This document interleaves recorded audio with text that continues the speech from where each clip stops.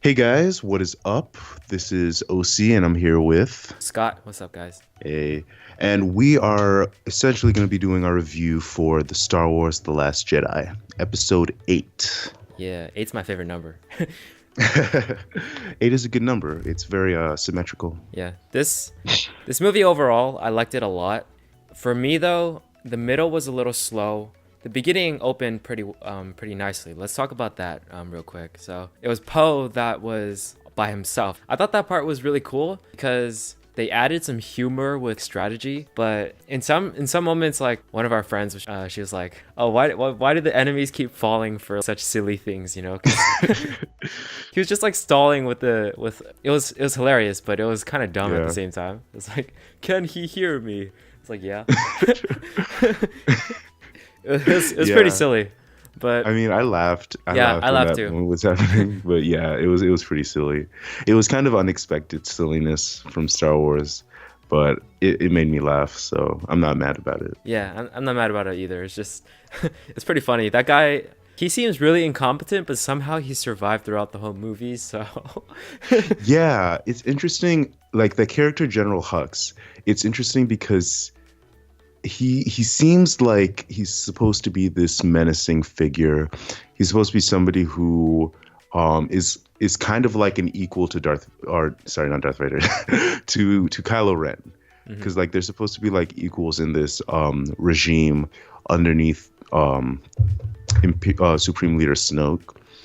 But the way that they have portrayed him, it's kind of like it's almost confusing. Like Like, in one instance, he'll be doing this. Like in Force Awakens, he's the one who's doing the grand speech to all the stormtroopers about how they're gonna wipe out the resistance or the rebellion, mhm. and how everything is gonna like be under their control.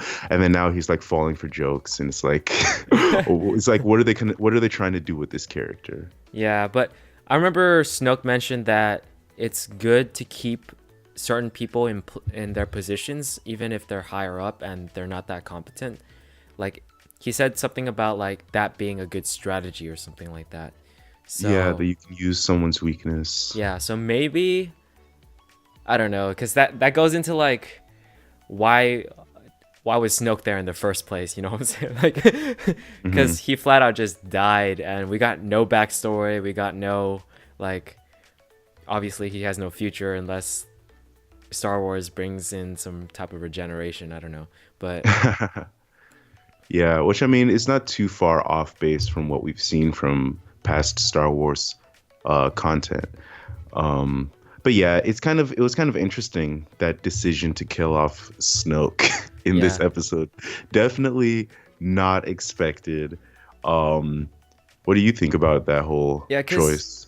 I thought Snoke was gonna be this epic character that was gonna be throughout the trilogy, right? This trilogy, and just be like the enemy at the end, and like, oh, if you followed the hints, you might think that Rey and Kylo were gonna team up on him, which they technically did, but Kylo was more like usurping him versus completely turning to the good side.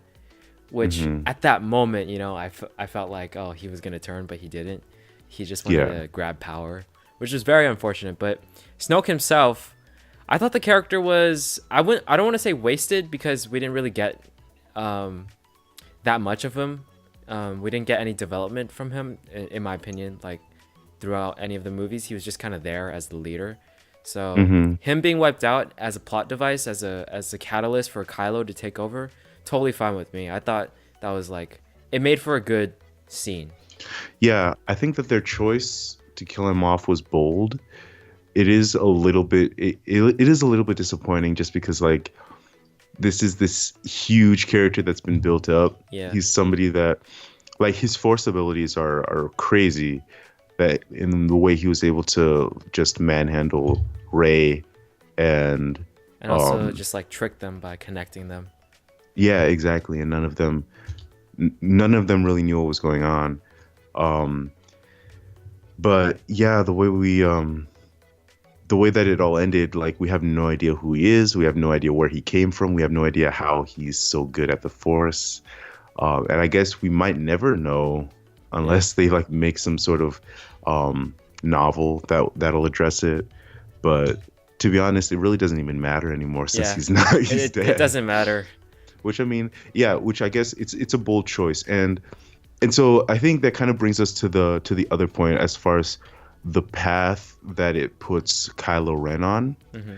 because for me, coming from The Force Awakens, I saw Kylo Ren as this potential Zuko figure for the Star Wars this new trilogy. Hmm. That he would be somebody who starts off on the wrong side and he's looking for his honor, basically. He's looking for his connection to Darth Vader. He wants to like embrace the dark side, but he finds himself unable to do so because of how conflicted he is. And then he ultimately changes his ways and teams up with the good guys to take down the ultimate big bad.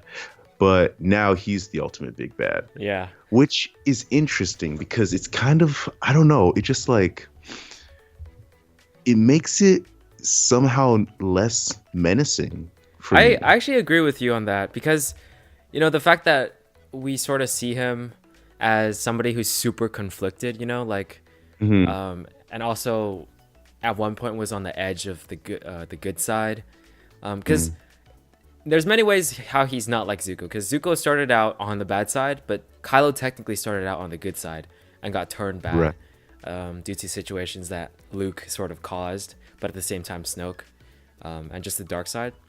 And also the whole Darth Vader thing never made too much sense to me because like Vader turned good at the end, so Right. it's just like if you But worship. does everyone know that? I don't know if everyone knows that, but I don't see why Luke wouldn't tell him that, because like I'm sure people know that he likes Vader, or because he wears the helmet. He in the first movie he looked at this like Vader helmet that was all burned up, and I'm sure Luke can tell too, just using the Force. Why not tell him Vader turned good? And if you really do worship him, then you gotta respect his decision in making it good for everybody, not like bad like what he's doing. Yeah. But you're right that Kylo isn't as menacing as Snoke, because Snoke had some mystery surrounding him. Snoke had like great power, and obviously Kylo was like a subordinate to him. But now that it's just Kylo, and he seems to just go off completely off the chain, just like on feelings. Right. Like he could have taken down all the rebels then and there at the deserted rebel planet, but he didn't because he was so focused on Luke. And it's just like he's not that menacing of a villain in my opinion, just because of that. Just because he's sort of dictated by his own feelings. Yeah, we've already seen all of his weaknesses. Like as opposed to someone like Darth Vader, who from the very beginning, he's like seen as this strong, powerful individual, and he's completely menacing and he's like very mysterious, and it's only at the end that we see his weakness. Yeah. Like at the very end. But yeah, now it's kind of like it's weird. I don't know where they're gonna go with it. I feel like it could either go really good or really bad in my opinion. So this is just like for me, like going into this movie, I was kind of hoping, and if it turned out this way, this would have made me very happy. It didn't, obviously, but it was like from The Force Awakens, what I kind of saw happening was I was kind of seeing that maybe we were going to have a crossing of the two characters, Rey and Kylo. That at some point one starts on the good side, one starts on the bad side, and then they're eventually going to cross and end up on opposite sides of each other.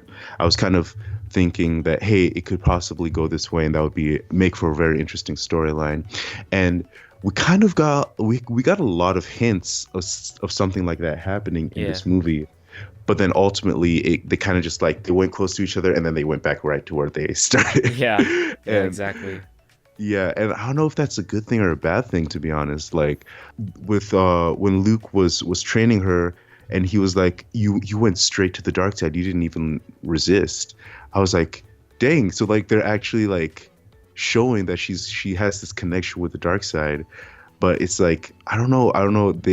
It seems like nothing's coming out of it. Yeah, it really seemed like it was just sort of like a scapegoat for us to look at, to think that might happen, and like throughout the movie, that's what they're hinting at, and that would be the surprise. And I'm guessing they use that to build up to that scene where Snoke died, because like we were in the movie theater and everyone was cheering when that happened, and then like everyone thought that Kylo was gonna turn good at that moment, Yeah. but afterwards he just didn't turn good. But like Yeah. I'm guessing they used all of that just to build up that scene, and after that scene was done, it's a done deal. He's bad, Yeah. she's good. Because Yeah. I just can't Yeah. see it ever crossing again, because if Kylo went to the good side, who's the bad guy now? Like, just that General Hux guy? No. Or it would have been interesting. Yeah, exactly. Or it would have been interesting if they both did like end up teaming up and like ruling the universe together. I think that would have also been really interesting. Yeah, that would have been interesting. I was like, maybe she should say yes and just like try to influence him Yeah. to like make a good rule, like. Yeah. But yeah, like at this point, like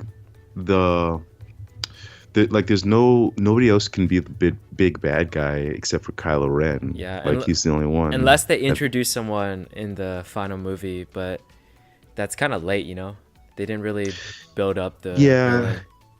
Yeah, that's kind of late. But we'll see. Yeah, it would be weird. Yeah, they could potentially do it. So basically, for us, we both enjoyed the movie overall, like a lot, right? Yeah, it was an enjoyable movie to watch for sure. For sure, a lot of great moments. Like I said earlier, though, for me, the middle was definitely like pretty slow, because I think the first movie didn't do a lot of building up or just a lot of backstory for this movie. It's sort of like, it was almost like a fresh start in many ways, because they barely found Luke, so they have to figure out what the heck's going on. That's true. It was kind of, it seems kind of fairly contained. Because the first movie was highly focused on Rey and Finn, while this movie was pretty split between like everybody, in my opinion. I don't think there was like a center role for anybody. Yeah. I feel like for me, I wanted to see the newer characters take more of a center role, but obviously a lot of people liked Luke. I like Luke too. It's just, personally for me, Finn and Rose's storyline, I think you said this earlier in the theater, like it could have been erased and nothing would have been of consequence. Yeah, exactly. Like if the commander lady that took over after Leia just told Poe about the plan, then there would be no need for Finn and Rose's storyline. Yeah. In fact, apparently, so like I kept thinking about it, and like their whole storyline is the reason that the plan doesn't work that's true. That's true. Holy crap. It's because that tech guy, the hacker guy, exactly, told them what they were doing. Oh my god, so they just ruined everything. They killed like more than, makes it worse. Yes, they killed like more than 70% of the rebels because of that. Holy crap. Exactly. I didn't even think about that. All because the commander didn't want to tell Poe what was going on. Oh man, that's such a terrible decision. And then they get to joke around about him being like rebellious and that they like him, and then they all die because of it. That was stupid. I mean, like that whole sequence was like, it was a mixed bag for me. Like I liked some of it. I actually like the Benicio del Toro character. I thought he was pretty cool, just like in the way that he was acting all mysterious and whatnot. I liked his character, but the whole planet, like they kept just getting caught, and like they kept getting stopped. And I'm like, you have like 6 hours to get all of this done, and I felt like there were just way too many distractions. And the whole freeing the animals thing, when Rose was like, "Oh yeah, now it's worth it." I was like, I don't think it was. It's like the fate of the rebellion is like on the line. And you guys were wasting time saving animals. And I'm like, I don't think it was worth it at all. Yeah, that's definitely a fair perspective. Yeah. So I guess it's not like there wasn't without consequences. There's bad consequences, but they also built up to like Finn fighting Captain Phasma, because they wouldn't have been on the ship if that didn't happen. But yeah, pretty much other than those things, they would have been totally fine. Like if they just stayed on the ship, nothing would have happened, and the original plan would have succeeded, most likely. Yeah, exactly. They didn't even get to like meet up with Rey. Yeah, they were like passing each other. They were like passing by each other. I thought they might like somehow meet up, but I guess not. I guess, yeah, I guess not. I thought that something Yeah, interesting like that was gonna happen. and Imagine if she was evil and then they saw her and like, hey, Ray. It's like, no, I'm evil now. I can't. yeah. So the ending was definitely, it picked up a lot for me, and I really liked the ending. The ending was like the best for me out of the whole entire movie. Pretty much Luke comes back, but in a way that nobody expected. At least I don't think anybody would have expected him to come back. He was like a force entity versus his actual body.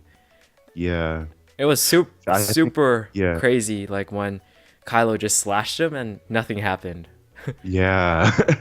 I was like, what is going on? I thought that because like they were definitely baiting us into thinking that it was gonna be like the Darth Vader versus Ben Kenobi Yeah, scene where he exactly. allows himself to die.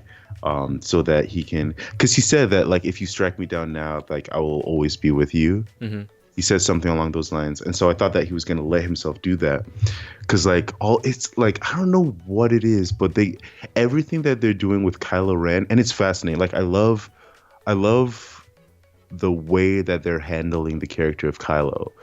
I want them to make a decision because it's like they're flirting with the idea of him turning, but then they go back. Like I feel like that's a lot of what this movie was just them flirting with the idea of him turning, but it ultimately didn't lead anywhere. We Hmm. still have one more movie, so it could be like everything could lead to this one movie where it all like pays off. But I want to see them do it in a way that makes sense and it's good. But yeah, now we have the problem of like when he turns or if he turns, who's the bad guy? Yeah, yeah. Yeah. We'll see what happens. So overall, like, what do you think of the entire movie? Give it a score out of 10. I think I'll give this movie an 8.7 Okay, out of 10. that's pretty specific. Yeah, because like I think there were a lot of good stuff in this movie. The whole Rey and Kylo connection and their whole storyline was great. Um, I could have done without Finn and Rose's storyline. Their storyline was kind of meh. And then we talked about how that it was kind of unnecessary. But yeah, I liked Poe and one other thing was like Poe and his rebellion. That the his whole rebellion. What did you think about it? I thought that without the knowledge of, the substitute leader, um, her plan, without the knowledge of her plan, I thought Poe was doing the right thing. I thought she was incompetent and she didn't know what the heck she was doing. So at the moment, I was like, okay, good, he's taking over, right? Mm-hmm. But obviously, Leia shoots him, and then they realize that she actually had a good plan. And afterwards, in hindsight, you got to think, damn, that sucks for Poe. Yeah, which I mean, I like his character, but I thought he was doing the right thing in that moment, Yeah, and I was so disappointed when I Leia know. fired on him. I'm like, what is happening? Like, he's doing the right thing, right? It was like, I guess, nah, not really, but Yeah, it's not his fault. like they got sucked into. We got sucked as the audience. Like we thought he was doing the right Yeah, thing, and then he wasn't yeah, all along because they actually had a plan. Yeah. yeah. Yeah, for me, I'll give the movie an 8, mainly because I liked it a lot, but for me, there was a lot of moments where it was like pretty slow, and also, like we talked about, Finn and Rose's storyline wasn't exactly the best in my opinion. Um, but yeah, 8's still a really good score, so I thought it was a really Hmm. good movie. Okay, so if you guys enjoyed the video, consider giving it a like and subscribing. Thanks for watching. Later.